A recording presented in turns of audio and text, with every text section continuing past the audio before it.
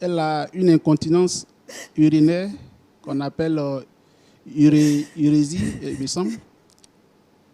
Et je l'ai découvert le jour du mariage. Je lui ai demandé, elle m'a dit que c'était dû à la fatigue ce jour-là. J'ai laissé tomber. Mais j'ai remarqué au fil du temps que c'était une maladie qu'elle traînait, mais qu'elle n'a pas voulu, elle n'a pas daigné me le dire depuis notre rencontre jusqu'au mariage. Malgré cela, j'ai continué de vivre avec elle. Et depuis plus de 3 ans, nous sommes ensemble. Et la goutte d'eau qui a fait déborder le vase, selon moi, nous étions à des funérailles de mon oncle qui était décédé. Et elle dormait avec mes soeurs. Et là, les mêmes choses se sont répétées. Les mêmes choses se sont répétées. Qu'est-ce qui s'est passé exactement? Elle a pissé sur le lit où elle était couchée avec... D'autres mots, elle a uriné sur le lit. Elle a uriné sur le lit. Et c'était une honte, non seulement pour elle, mais également pour moi. Surtout faisant déjà d'objet de raillerie dans la famille, surtout parce que depuis 3 ans, nous n'avons pas d'enfants. Et aujourd'hui encore, elle vient de mon nid devant mes soeurs, devant mes frères. Et n'en pouvant plus, je n'ai plus le droit, sinon à la parole dans la famille, aux réunions familiales. Je ne peux plus avoir l'autorité d'antan. Sans entendre dire, sans qu'on me lance des mots, ta femme, non seulement elle est stérile, elle ne peut pas te donner un héritier, mais également, elle urine au lit. C'est fort de cela que j'ai pris la décision d'aller au divorce. Est-ce que vous êtes conscient que cette décision fait souffrir celle que vous avez présentée comme étant votre femme? Bien sûr, j'en suis conscient. Moi également, j'en souffre moralement et mon honneur est bafoué. Sans trop vouloir vous faire de leçons de morale, mais pour vous, qu'est-ce que vous entendez par mariage? Est-ce qu'on se marie seulement pour les bons moments ou dans le mariage, il y a aussi des moments de joie, mais également de tristesse? Je ne sais pas si le mot est indiqué, mais je parlerai de dol, puisqu'elle ne m'a pas dit avant le mariage. Si elle m'avait dit avant le mariage qu'elle avait cette maladie, nous n'en serions pas là. J'aurais dû peut-être accepter ou ne pas accepter, on serait situés l'un et l'autre. Mais aujourd'hui, elle ne m'a pas dit cela. Et je découvre, malgré cela, j'accepte de continuer avec toi. Mais ce qui s'est passé au village, vraiment me laisse pantois. Pendant 3 ans, vous avez accepté de subir les moqueries de vos parents. Pendant 3 ans, vous avez accepté de la comprendre, de la soutenir. Elle nous a dit sur ce plateau que vous avez été d'une grande aide pour elle. Pendant 3 ans. Qu'est-ce qui vous fait changer radicalement? Vous faites tourner en fait votre veste du jour au lendemain. À partir du moment où c'était entre nous deux, il n'y a pas de souci. Mais aujourd'hui, tout le monde sait. Et aujourd'hui, encore plus, puisqu'elle m'amène sur un plateau de télé. Je n'avais pas voulu aborder le sujet, mais vu qu'elle vous en a déjà parlé, donc je suppose que tout le monde est informé, j'ai dû mettre le pied dans le plat. Pour moi, c'était une manière aussi de la protéger et discrètement, afin que personne ne soit informé. Mais là, tout le monde est informé. Donc, ce que je voulais éviter est arrivé. Vous croyez dans le Seigneur? Bien sûr. Vous êtes chrétien? Oui. Est-ce que vous croyez que Dieu peut l'aider, peut changer son histoire? Oui, Dieu peut l'aider. Je pense que Dieu peut l'aider. Mais vous, en tant qu'enfant de Dieu, est-ce que vous ne pouvez pas prier ensemble pour que Dieu change ce cas-là? On l'a déjà fait depuis depuis 3 ans. Donc vous êtes à bout de force? Oui. Comme vous l'avez dit, le Seigneur même peut nous donner la force, mais pour le moment, je suis à bout de force.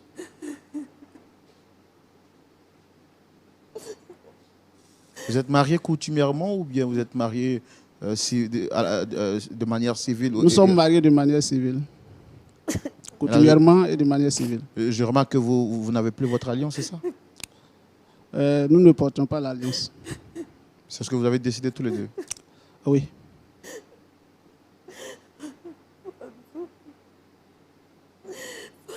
À vrai dire, est-ce que vous l'aimez encore ou l'amour n'est plus? Je l'aime toujours, mais à l'impossible, nous l'avons tenu. J'ai pris la décision de pouvoir mettre fin à cette relation afin de me libérer un peu. Le poids est trop lourd à porter.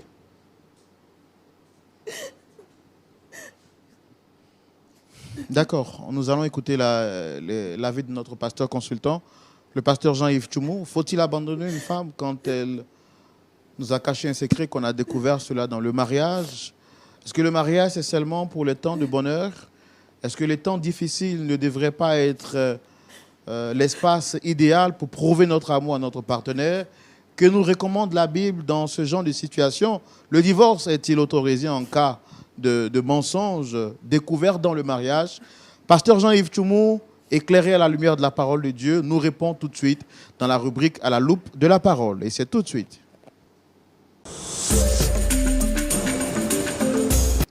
Pasteur Tchoumou. Oui, Roland. Voici encore une autre situation. Que nous dit la parole de Dieu? Mais avant, je voudrais demander à l'équipe technique de nous permettre d'avoir des sopalets pour éponger le visage rempli de larmes de notre invité. Non, pardon, pardon, ne me laisse pas tomber. Pardon, pardon.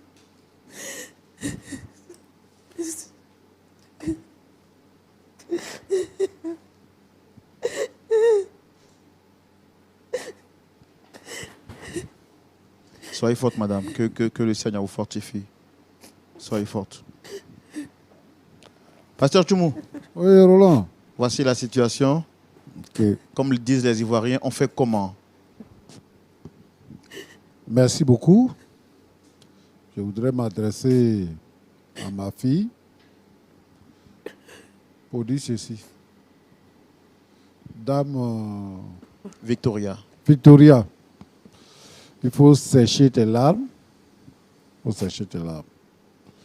Alors, tu nous as dit tout à l'heure que c'est une maladie, que tu es malade. Voilà. Et que, bon, pour ne pas perdre ton mari, tu n'as pas voulu lui dire ça lorsque vous étiez fiancés. Mais c'est toutes les nuits que tu mouilles le lit ou bien il y a des jours? C'est toutes les nuits? En tout cas, la plupart des nuits. La plupart des nuits. Donc tu savais que en venant à la maison avec lui, tu vas mouiller le lit. Mais tu dis que tu ne veux pas le perdre. Peut-être que si tu lui avais dit et tu lui avais donné la possibilité de choisir, le choix serait bien. Maintenant, deuxièmement, c'est que vous arrivez aux funérailles au village. Lui, il sait, toi, tu sais. Mais quand même, vous acceptez que tu ailles dormir avec les autres. Bon, ça allait arriver. Comme tu parles de maladie. Sinon, bon, il ne faut pas boire l'eau le soir. Il ne faut pas manger même. Là, au moins, tu sais que tu peux te contenir. Vous êtes parti à l'hôpital. Et là-bas, on a dit quoi?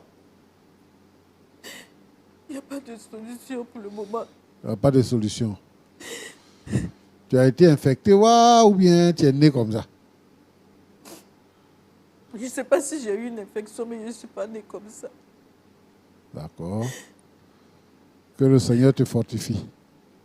Mais vraiment, quand vous êtes fiancé là, dites à votre fiancé, si vous êtes malade, si vous avez un enfant, ceci, cela, il faut expliquer ça. Comme ça, le monsieur n'est pas surpris dans le mariage. Et là, la première nuit même, tu avais une occasion de dire encore, tu dis non, que c'est parce que je suis fatigué que c'est arrivé. Yako, en tout cas. Et que le Seigneur te fortifie. Nous allons prier pour toi. Nous savons que le Seigneur est capable de tout. Ce qui est impossible aux hommes est possible à Dieu. Nous allons prier pour toi et la situation va changer. Et tu seras guéri. Tu as compris? faut arrêter de pleurer.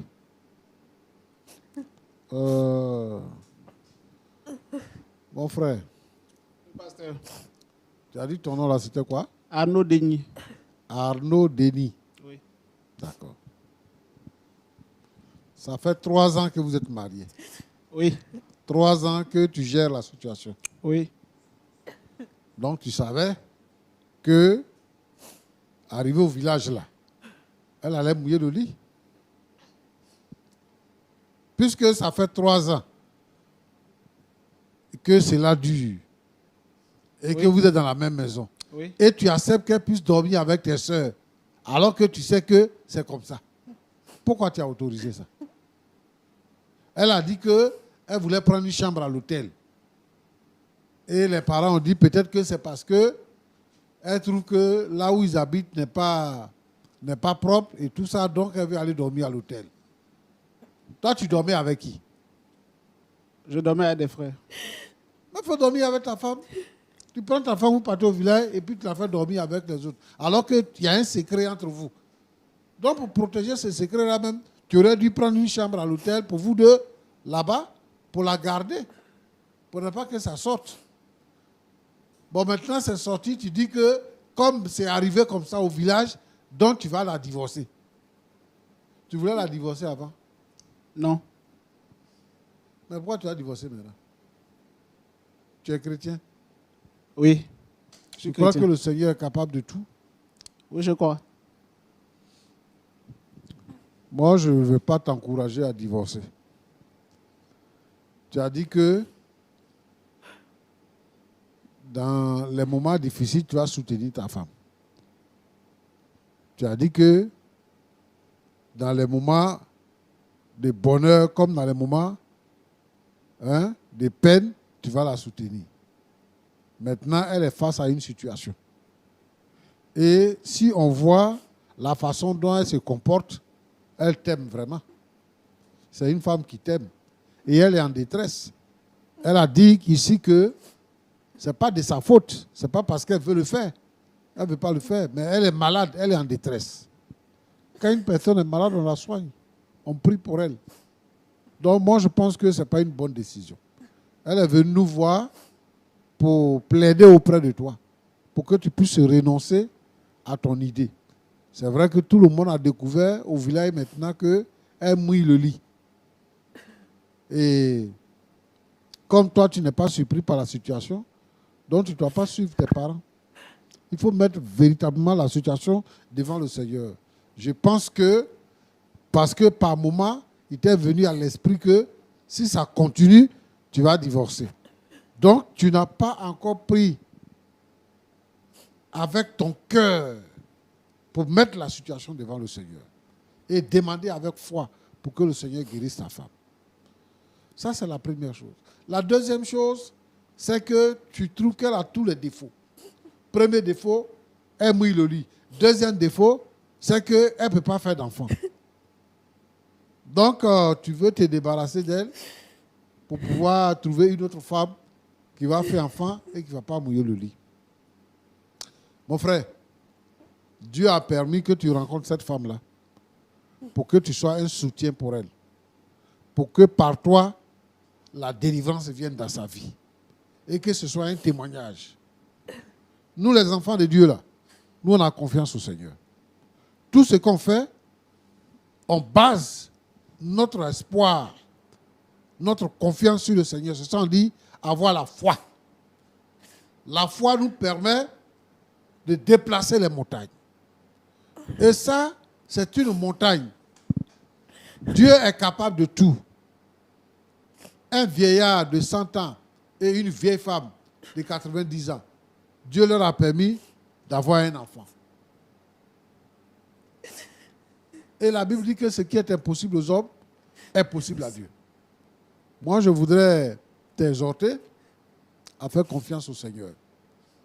Je voudrais t'exhorter à tourner les regards vers le Seigneur et d'attendre le secours. Le psalmiste dit, je lève les yeux vers les montagnes. D'où me viendra le secours? Le secours me vient de l'Éternel qui a fait les cieux et la terre. Le secours vient de l'Éternel. Le divorce n'est pas la solution. Aujourd'hui, lorsqu'il y a une situation dans le foyer, tout le monde pense au divorce. Le divorce n'est pas une option. Quand on se marie là, on se marie jusqu'à ce que la mort nous sépare. On ne se marie pas pour divorcer après. Je vais parler des chrétiens. On ne se marie pas pour divorcer après. Donc, quand il y a des situations dans la famille, on met ça devant Dieu. On prie même. Si la prière ne guérit pas, Dieu a donné à l'homme la capacité de trouver des remèdes pour que nous puissions guérir de nos maux. Et Dieu aussi va vous guider vers la personne qui peut trouver la solution à la maladie. C'est comme ça que le Seigneur opère. Et donc, moi, je voudrais que on puisse laisser libre cours à la puissance du Saint-Esprit pour se manifester dans votre foyer. Pour que madame soit guérie de tous ses maux et qu'elle puisse concevoir. Pour que cela soit un témoignage. Moi, je crois de tout mon cœur que dans un proche avenir, nous allons encore vous recevoir sur ce plateau pour venir rendre témoignage de ce que le Seigneur a fait pour vous. Parce que ça va cesser et elle va concevoir. Vous allez venir avec votre enfant ici. Que Dieu vous bénisse abondamment. Amen.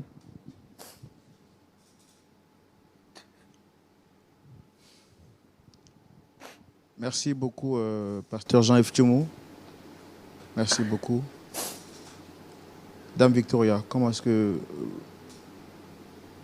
vous vous sentez après les propos du pasteur? Vous avez quelque chose à dire? Je suis vraiment soulagée. Je suis vraiment soulagée. Et j'espère que les paroles du pasteur vont toucher véritablement le cœur de mon mari.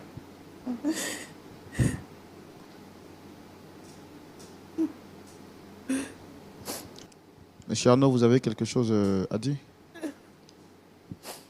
Je n'ai pas grand-chose à dire.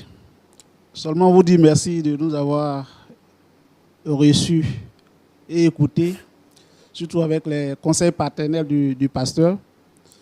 Je pense que nous avons pris bonne note. Sinon, j'ai pris bonne note. Et on verra. D'accord. Je ne suis pas en train de vous forcer la main, mais on verra. C'est une réponse incertaine dans le futur. Vous voulez dire quoi exactement? Parce qu'elle est venue sur le plateau pour demander pardon. Parce qu'elle vous aime. Et c'est vrai qu'elle vous a menti. Et elle vous demande pardon de vous avoir menti. Elle vous demande pardon également de vous avoir exposé ou d'avoir mis la honte sur vous au milieu de vos parents. Là, ce qu'elle demande, c'est pardon devant le monde entier. Elle s'est exposée. C'est comme quelqu'un qui se met nu, en fait. Ce sont des secrets qu'on cache pour soi. Et à cause de la situation, elle est venue devant la face du monde entier pour reconnaître. Aujourd'hui, au quartier, tout le monde saura que quand elle dort, elle urine. Mais elle le fait par amour parce qu'elle n'a pas envie de vous perdre. Parce que vous êtes le seul soutien qu'elle a dans sa vie. Pardon. Je mesure la grandeur du pas qu'elle vient de franchir en venant sur votre plateau. Et c'est conscient de tout cela et de ce que le pasteur vient de dire à la lumière de la parole, que j'ai dit que je mets un peu d'eau dans mon vin, que nous sommes dans le feu de l'action. Voilà, je ne voudrais pas me dédier au risque qu'on me dise demain que devant tout le monde entier, vous avez pris telle décision. Mais la nuit porte conseil. Pasteur Tchumou. Oui, Roland. Il dit qu'il veut dormir d'abord. La nuit va lui porter conseil. À croire que les conseils que vous lui avez donnés n'ont pas suffi. Il attend encore les conseils de la nuit. Bon, vous avez quelque chose à rajouter avant qu'on ne se dise au revoir? On ne se dise au revoir? Dans tous les cas, comme c'était mal, on peut dire que s'il n'y a rien qui est fait de la part du Seigneur, elle va continuer de mouiller le lit. Qu'est-ce qui va lui donner conseil la nuit? Donc moi, je pense que nous sommes ici pour régler une question. Moi, je dis, je parle avec foi. Nous, on prie pour les gens, ils sont guéris. Les paralytiques marchent, les sourds entendent, les muets parlent, les aveugles voient. Qu'est-ce que le Seigneur ne peut pas faire? Et cela dépend de lui. Ce n'était pas une question philosophique. C'est une question de foi et une question sentimentale. c'est son épouse. Il ne savait pas qu'elle était malade, mais dès le premier jour, il a su qu'elle était malade. Donc, c'est une maladie, comme toute autre maladie, qui peut être guérie. Et moi, je crois que si nous prions maintenant, elle sera guérie. Donc, quand il dit la nuit porte conseil, il n'est pas en train d'ajouter sa foi à la foi que nous partageons maintenant. Or, le Seigneur Jésus-Christ nous recommande d'unir nos foi. Si tu crois et que je crois et que nous prions, le Saint-Esprit va agir. Donc, c'est ce que je veux dire. C'est pour ça que je lui dis de renoncer à son projet de divorce. Parce que ce n'est pas la pensée des chrétiens. Et maintenant, de faire ce que la Bible nous demande de faire. De croire que le Seigneur va guérir cette femme-là. Et que non seulement elle ne va plus mouiller le lit, mais également elle va enfanter. Et s'il le croit, je pense que il va dire, pourquoi il dit qu'il ne va pas dire devant la face du monde? Il a déjà dit oui devant la face du monde entier. Et c'est son épouse. Donc, ce n'est pas une question de lui forcer la main. C'est une question de principe. C'est-à-dire que le principe de Dieu ne veut pas qu'on divorce. Un. De deux, le principe de Dieu, c'est que Dieu, par le sang de Jésus, par le nom de Jésus, il guérit. Donc, pour que la guérison soit effective, il faut que notre foi soit ajoutée au nom de Jésus pour que la guérison intervienne. Et c'est ce que je suis en train de lui dire. Je crois qu'il doit accepter ça. Il n'a qu'à renoncer à cette idée de divorce-là. Elle est malade, elle n'a pas commis adultère, elle n'a rien fait de mal. Elle ne peut rien faire, elle ne peut rien changer. Si cela dépendait de sa volonté, elle allait tout changer. Mais elle ne peut pas. C'est une personne en détresse. C'est une personne qui souffre. Il faut la relever. Il ne faut pas l'enfoncer pour la tuer. C'est ce que je suis en train de dire. On va vraiment terminer puisque nous sommes vraiment à la fin de notre émission. Quelque chose à dire par rapport à ce que le pasteur vient de dire? Je voudrais dire, par votre entremise au pasteur, qu'il est vraiment un appelé. Parce que tous ces mots justes qu'il a trouvés, vraiment m'ont touché. Je ne saurais me départir de ce qu'il a dit. Donc, sous son onction, je vous donne mon accord pour soutenir mon épouse. Si vous permettez, je vais me lever pour la consoler. Allez-y. Merci, Seigneur. Merci.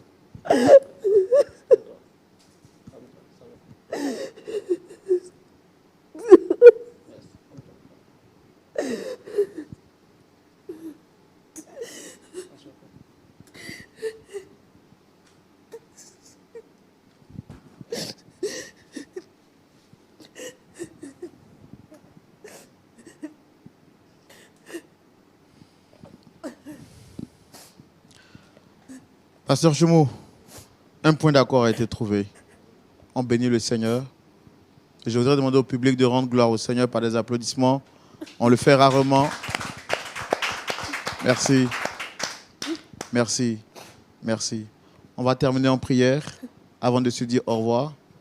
Allez-y, pasteur. Tu es bon, notre Dieu. Lorsque nous prions, tu nous écoutes et tu nous exauces. Maintenant, je prends autorité sur le mal qui ronge cette dame. Seigneur, ce mal honteux qui fait qu'elle mouille le lit et qu'elle ne peut pas enfanter. Je brise tous les pouvoirs mystiques, tous les pouvoirs démoniaques, toute la puissance des ténèbres. J'anéantis toutes les forces du mal et je brise la maladie. Dans le nom de Jésus-Christ, reçois la guérison maintenant. Dans le nom puissant de Jésus. Que tous ceux et celles qui me suivent maintenant, qui souffrent d'une maladie quelconque, qui souffrent de la stérilité, au nom de Jésus-Christ, soyez féconds et multipliez-vous maintenant. Que la faveur de Dieu vous visite. Dans le nom de Jésus-Christ. Merci Seigneur. Amen. Amen.